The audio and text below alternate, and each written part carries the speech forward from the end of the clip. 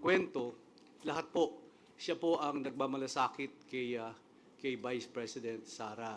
Kaya nagtataka po ako, biglang bumaligtad, na kung hindi sa'yo, Speaker Martin Romualdez, hindi ako naging Vice President. Meron pong statement ganyan nung napanood po natin yun. Kaya sana po, hindi po natin alam kung ano ang nasa isip ni Vice President Sara, at yun man lang sabihin mo na uukayin mo yung tatay at itatapon mo sa West Philippine Sea.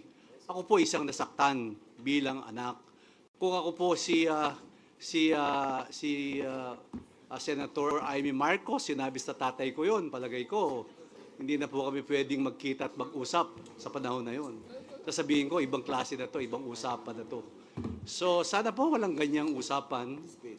At yung ganyang naririnig kong mga salita, salita pag umiinom sa kanto, sa barangay, paglasing na, biruan lang yun, di ba? Pero walang ganyang, pero wala pong ganyan. Medyo, ako po, honestly, after yung press conference niya, meron po, nasa palasyo po ako, birthday po ni E.S. Bersamin. Pero gusto kong sabihin sa presidente, pero hindi ko po nasabi, kasi baka ayaw po niyang marinig yun.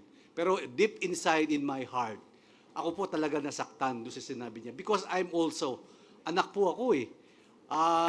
Hindi na po ako makakakita ng tatay. Isa lang po ang tatay ko. Tapos sasabihin po sa tatay ko yun, uukayin niya at itatapon niya. Ay, palagay ko napakasakit po nun. So bilang isang Kristiyano, bilang isang batang pinalaki sa maayos, palagay ko foul po yun. Salamat po.